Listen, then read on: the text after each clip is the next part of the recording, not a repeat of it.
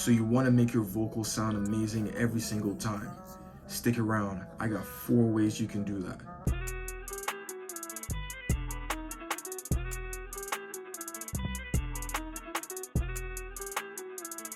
What's up? My name is Macro from Mixing with Macro. I'm a mixing engineer. I've done mixes for major record labels. I've done mixes for many independent artists.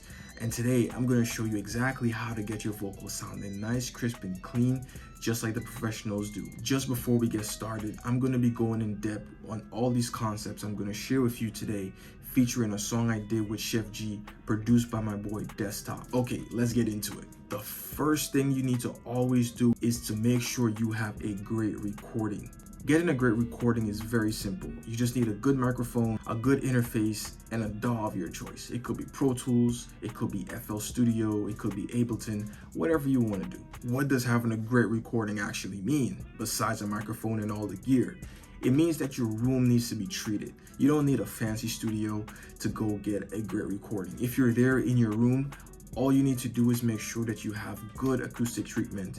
Make sure that there's not a lot of echo in the room. Little things like a bed in your room, a couch, carpet, these things help dampen the room to make sure there's no echo, so you have a great vocal to work with. These are just some of the things that you can implement right now to make sure that you are getting a better recording. When it comes to mic placement, I'm going to touch on it really quickly. Make sure you're not too close to the microphone, and make sure you always have a pop filter. This is going to help to reduce all the unwanted sounds that we do not need in our recording. Leave a comment below if you want me to go way more in depth on how to really achieve a great recording. Moving on, now we have a great recording. The next thing we want to do is EQ or signal. That means taking away all the frequencies that we do not need in our recording. Once we clean up our vocal and get rid of all the frequencies we don't need, we're going to use the EQ to add a little bit of frequencies, make sure our vocal sounds bigger than life. Because again, you want your vocal to be one of the main things in your recording. You have the beat's rocking, you got your vocal on top of it. Now the EQ is what we're going to use to clean up and add a lot of the good frequencies that we're going to be using.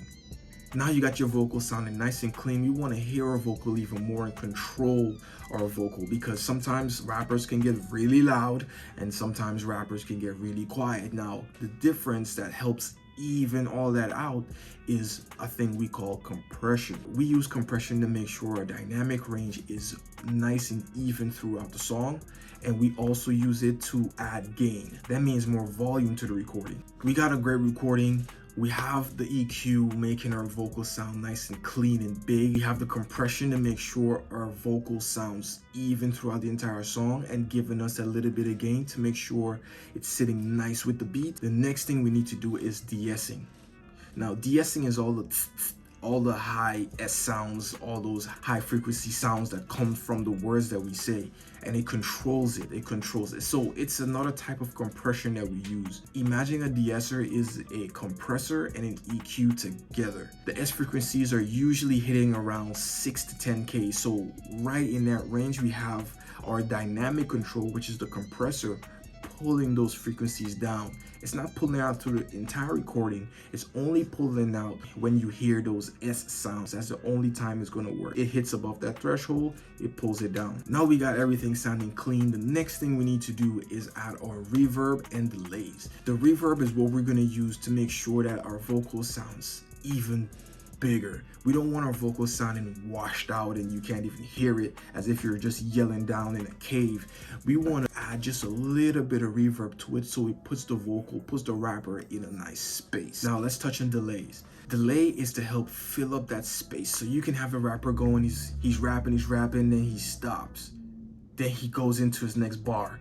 Now, in that stop, you can use a delay on that last word that can help it throw into the next line. And again, we're gonna go deep into all these concepts, especially reverbs and delays, when I pull up that Sheff G session I have for you. So make sure you subscribe and turn your notification on to make sure that you get that when I drop that. So that brings us to the end. You've got a well-recorded vocal. You've went through some EQing. You've used compression to make your vocal sound nice and even throughout your song. You've de-essed your vocal to make sure that all those high-pitched sounds in your words are controlled. and you've used delays and reverb to make sure your vocal sounds nice and big and complete. If you're sticking around till the end, I want to give you a cheat sheet that tells you exactly which frequencies you need to hit to control that vocal. It'll show you how to use compression, delays, de-essing, and the best ways to ultimately, before any of that even matters, it's going to show you how to get a solid recording. It's completely free. Check the description, and I'll see you guys in the next video. Peace.